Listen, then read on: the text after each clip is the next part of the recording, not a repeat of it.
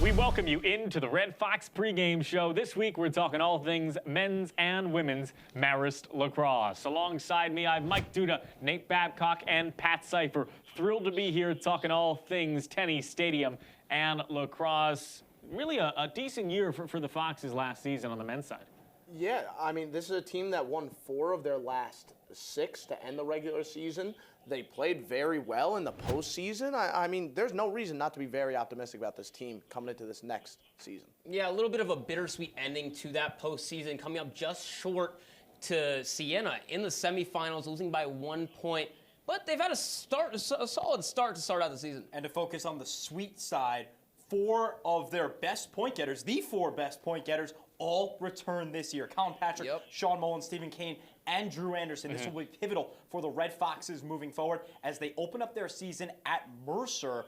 We'll see how these 4 did alongside the Red Foxes, starting off in Q2 on the road. Nick Church for the Bears spins and finds the back of the net. It's his first collegiate goal. Mercer up 7-5. That was a nice spin shot, if you will. Heading over to quarter 3, Michael Frederick has the rock and fires a bullet into the top corner. It was his 3rd of the game. Despite a hat trick from Sean Mullen, the Red Foxes never came back after losing their early first quarter lead. Mercer rings the Elliott Tower bell and defeats the Foxes 13-9. That looks really fun, Mike. It does look fun. What else is fun? Yale, New Haven, Connecticut. In the early 3rd quarter, Yale up by 2. It's Drew Anderson who makes a move to change that. Really nice goal there, Pat. Drew Anderson, I mean, his ability to just hit some shots from deep range. He gets some velocity on that ball. He really is spectacular. Nearing the end of the contest, 4.5 to play. Foxes are down by 6. Dylan DeChicchis intercepts the pass, finds first-year freshman Sean Grogan upfield for the score, and this will give Yale a lead that they take for the victory, 15-9. I don't know how fun Yale is with those academics, but the New Haven pizza certainly is fun. I know that for a fact. And I know SUNY Binghamton also has some pretty good academics as the Foxes continue their road stretch with the Bearcats. Sean Mullen and the Foxes are ready. Marist up by 1 early when it's Colin Patrick who fights his way through 5 defenders for the score. Late in the first, Foxes still up by 3.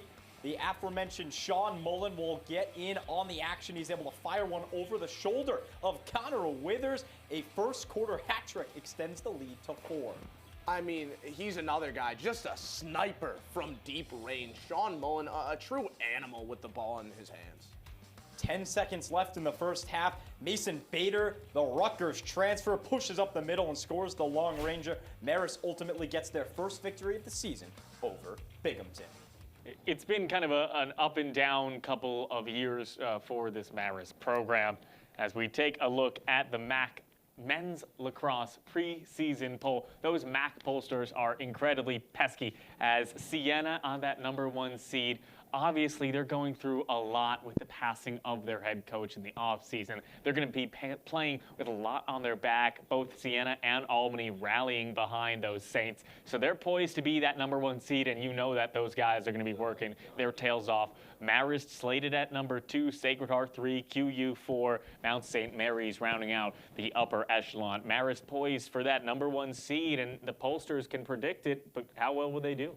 Siena's a great team. No one is doubting that. But let's not forget, just last year, Marist lost to them in the semifinal by just 1 point.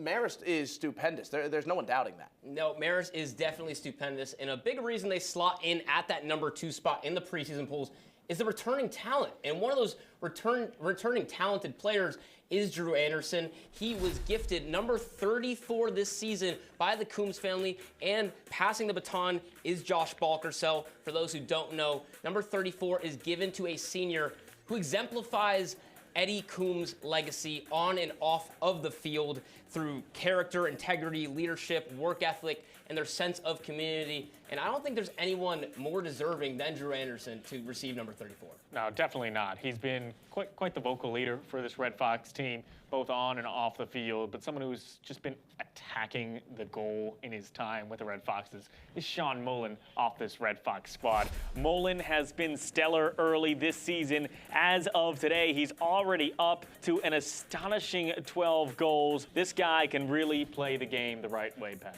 Yeah, but let's go beyond just the offense. Michael Cassano, the LSM for this team, just a outstanding defensive player.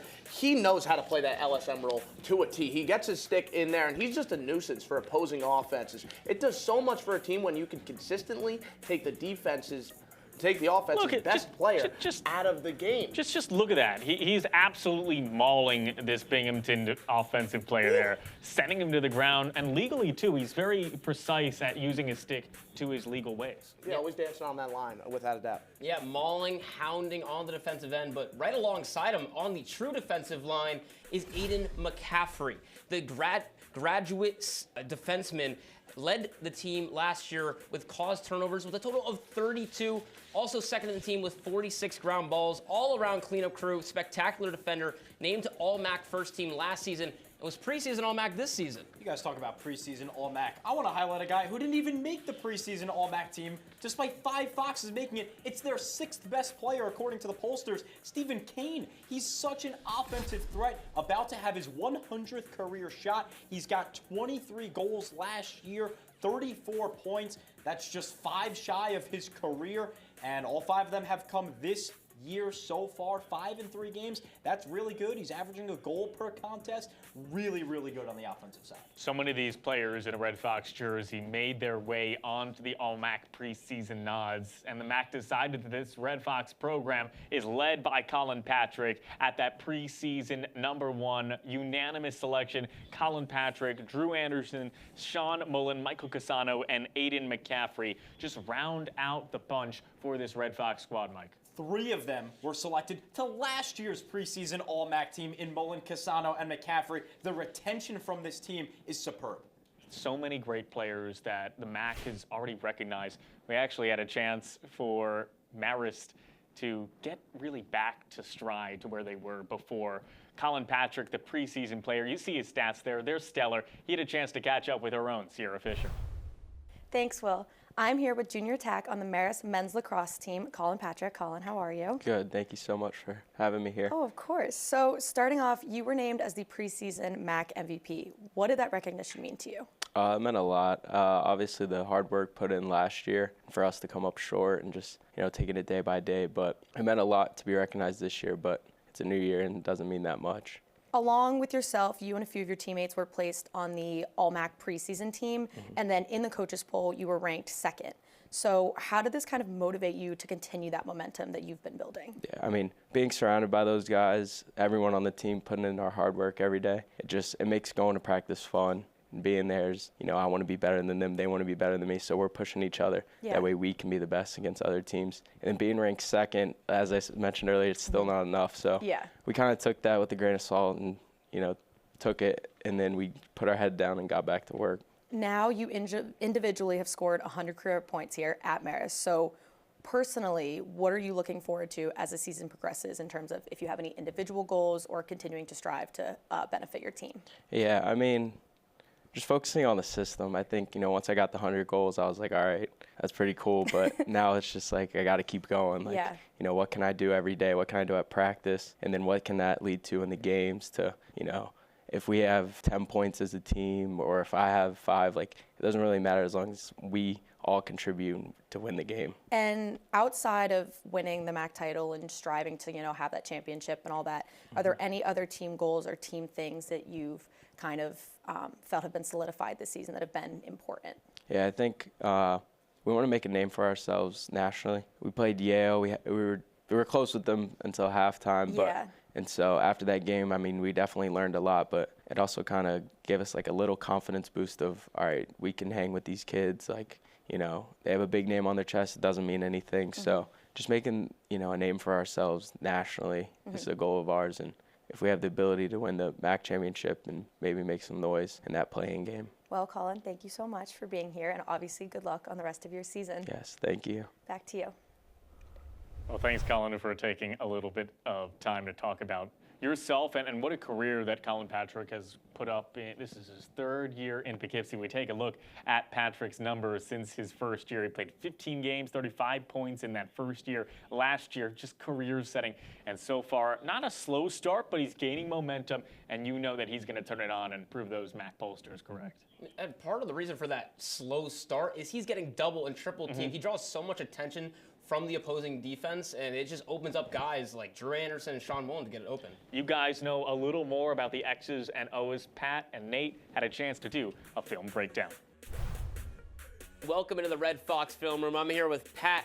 We dipped into the numbers side of how Colin Patrick has evolved over the years, but we actually have a look at how he's done that on the field. Pat, what do you got for us? Well, I want to show you this man-up opportunity right here. Marist is going to have 6 players on the field right here. Meanwhile, Yale is looking at 5 players and a goalie. That's an advantage. All of a sudden, Yale, they can't play man defense. So now if we let this play keep rolling, they're going to work and stretch the defense here, keep facilitating the ball. Now they're kind of starting to work it a little bit around the X here, continuing to stretch that defense. Like I'm saying, all these guys have to really bust their behinds to get around and focus on the ball, going to the other side of the field. So now if we keep watching, we're going to see them continue to work that facilitation behind the X. And now where we're going to see them do a majority of this damage is this specific side, right? This side right here between Colin Patrick, the great player that we were just talking about,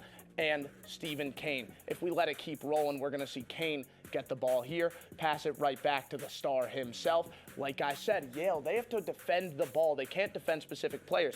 So we're going to see Colin Patrick do what all the great, smart players do. As this play keeps rolling, we're going to see Colin Patrick work a stick fake. Now, I mean, look at the shot he's starting to line up here. He has all the room in the world to go ahead and make this shot. No one's even looking at him. No one's even looking at him. So now we see him being the player he is. Of course he's going to capitalize. Right there, the amount of velocity on that ball, just an absolute beauty.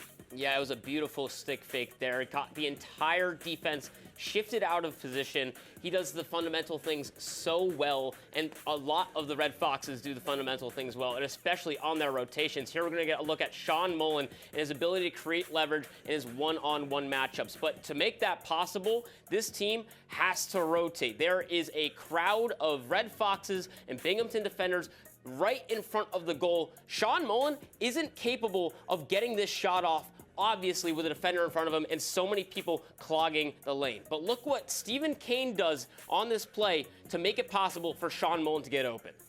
Sean Mullen drives in. Stephen Kane almost off your screen, replaces where Sean Mullen was on the midfield side of things, and then you get this wide open area on the left side of the net, and Colin Patrick creeping up on the opposite end of the crease makes his defender have to decide where to go. Sean Mullen or Colin Patrick, pick your poison, but both of them can make you pay. And Sean Mullen gets right there, right on the crease, point blank, basically a one-on-one matchup with the goalie. He could dump off to Colin Patrick. He could dump off to the other attackmen midfielders who are also in position to score. And Sean Mullen just opts to shoot this one himself, scoring, and Sean Mullen does the rest. The fundamentals on this Red Fox team are spectacular, all over, top to bottom, defense to offense, and that is why they've been so great this season. This team does the little things so well, and they're going to have to maintain their standards heading into these upcoming games. 4 of their next 5 games are at home. They're going to get started with Air Force, head over to the Mount, Merrimack, Iona, and then after that Iona matchup, they have a rematch against Siena, who they lost to in last year's semifinals. And someone who was so pivotal to that team last year was Josh Balkersell. He's moved on to pro aspirations, playing in the PLL. He's a busy guy with the California Redwoods. Nate had a chance to catch up with him via phone call. There's a lot of young guys that really had to step up, to name a few. It's, Stephen Kane, Colin Patrick, Drew Anderson, Sean Mullen. Those were a group of guys that, although young, had to learn and play like veterans early in their career. So junior year, when we won the MAC championship in 2023, I was kind of in the younger guys' shoes, in the sense of, as I grew older, then I got to kind of experience the other side of it when, now it's kind of that full circle moment of taken under the wing by upperclassmen during my younger years. And now, I got to do the same thing for the younger guys last year. Now have a lot more experience this year, which I think they'll utilize very well and be able to win a lot of games. I think experience really is important just because it has a level foundation of IQ that comes along with it. And with that IQ combined with skill level really helps a player grow and be successful throughout the entire season. As Balkersell knows, the MAC can be very, very tough, and that's the case this year. Once again, you look at Sacred Heart, their underclassmen duo of Ryan Grove and Jake Carney. Both of those two have had 3 straight weeks worth of all MAC honors, and that's not even mentioning their leading scorer, Matt Pepe. Also Sienna, we know how great they are. We've been mentioning that repeatedly. How can we expect Marist to stack up against them? It's all about building the good habits. They have a lot of turnovers, so they already have the chemistry built up. And we've already talked about the top-end talent of this team, but there's the other guys who do the little things, like Kevin Radman coming in, giving you a nice level of physicality on the defensive end, good for a couple penalties per season. Yeah, they're just going to have to do the little things as it is a short season. I'm a big fan of Josh Smith entering this year. Last year, he took 88 faceoffs. This year, he's already north of 60, so he's getting that exposure. He's getting that experience. But I also like Mason Bader coming in from Rutgers. I mean, a Big Ten program. You got a really good transfer in Bader, in my eyes. Absolutely. And I think this goes for every sport, but obviously it's so pivotal in lacrosse. You have to play to your advantage, and the Red Fox program and the faithful alumni that this Marist team has, they come out to all these home games. So you got to win, especially when the MAC season starts. You got to win these early home games behind a really strong crowd. The weather gets warmer, people come out, families come out. You got to win to your advantages. That's true for the men's side, but it's also true for the women's side. Women's lacrosse, they started their season a few days ago, and they're underway as well. Yeah, they're well underway. They got it started early second quarter, tied at 3 apiece. Jess Robinson finds Emma Bloshme. Bloshme scores her 4th straight goal for Binghamton. She just went right through. Look at that. That's Wide some open good work facilitating into the slot right there. Little 2-man game, same quarter, minute later. Marist down 1 as Amelia Perozzi. Fancy footwork on the crease and the goal there. And 1. Score it. If there were an and 1 in lacrosse, it would be on that play right there as she ties the game on her first goal of the season. Jumping over to the end of the first half, Amelia Perozzi once again fakes out the defender. Call her Mary Poppins, how her bag's so deep. You got to watch out for Perozzi. She's shown the first few games that she's going to be this goal scorer for the Red Foxes. Ankle watch. Yep, 4 goals and 2 caused turnovers in this outing as Marist won 10-6. They never looked back from that one as they would look to take a trip over to West Point as number 17 ranked Army hosted them. End of the first, it was literally Valentini as she received spin and scores, and then it's Allison Riley. She faked the pass, turned on the gas. That was one of her 5 goals, and she also tied a career high in 7 assists and a new program record with 12 points. She's so impressive. She did it last year against the Foxes, doing it again this. Yeah, she was dropping dimes, loose change all over the turf. Unfortunately, the Red Foxes taking a 23-7 loss there as they look to bounce back against Boston University. Megan Morris with a near save percentage of 45% on the year. End of the first quarter, Catherine Staker in the free position, unable to get it to go, and then Madison Leali would finish that one. Marist leads 5-0 after the first quarter, and then BU would go on to score 4 straight goals, and then Janie Feeney feeding it to Riley Walsh on the inside. What a goal that. Look at that. That was absolutely stellar. SportsCenter top 10 nominee. Could be. Yeah, and 2 minutes left in the third quarter. Game tied at 8 apiece. Isabella Amante from behind the net.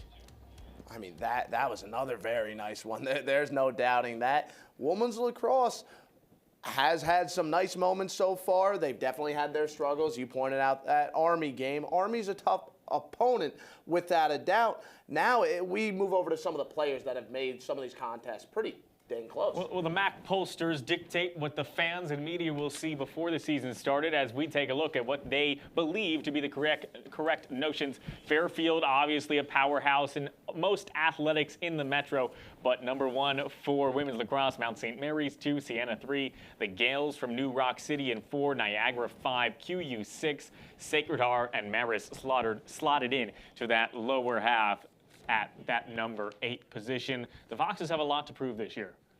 Oh, there's no doubting that. Coming off of a 3-14 record last season, you're definitely looking to bounce back right now. They do have the players to do it, though, it seems like, right? And they do have the players. Watch out for this first year of Amelia Perosi. Oh, yeah. I mean, there's two different types of athletes across all of sports. There's the players that have to play according to the X's and O's, have to play according to the playbook. And then there's some players that are so dang talented, you're able to say, to heck with the playbook. I could go ahead and do my own thing. And you believe that's what Perosi can do? Oh, yeah, absolutely. She is an unbelievable athlete. Her ability to get some of these shots off, it's ridiculous. She is a one-woman army out there. She's so quick. She's really fast. She's speedy. When I saw her actually first run, I think it was 2 days ago on the field, she got out in front of everybody with incredible haste. Yeah, one-woman army, but there has to be some support behind her, and Jessie Manger is one of those people. She was second on the team last year in 56 draw controls,